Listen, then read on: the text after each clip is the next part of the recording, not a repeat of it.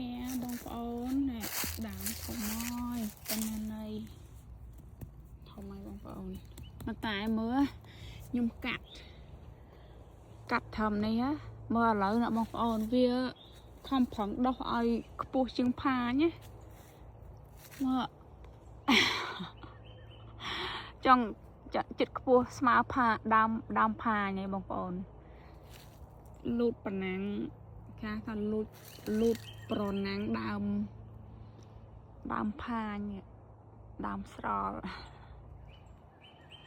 លេងចាំអីបងប្អូនធំពេកបងគាត់មកលេង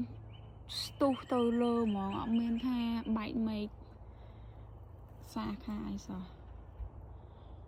គួរតែកាត់វាឬក៏មិនទៀតណាបងប្អូនណាដើមខ្ញុំកាត់ហ្នឹងបងប្អូនហ្នឹងដើមកាត់ហ្នឹងណាទោះតែកាត់វាទៀតឬក៏មិនលេងខំផងដោះ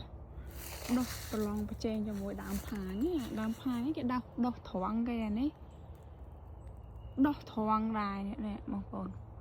ខ្ពស់មែនតើអានេះដើមផ្លាកដើមសេរីបងប្អូនផែដើមសារី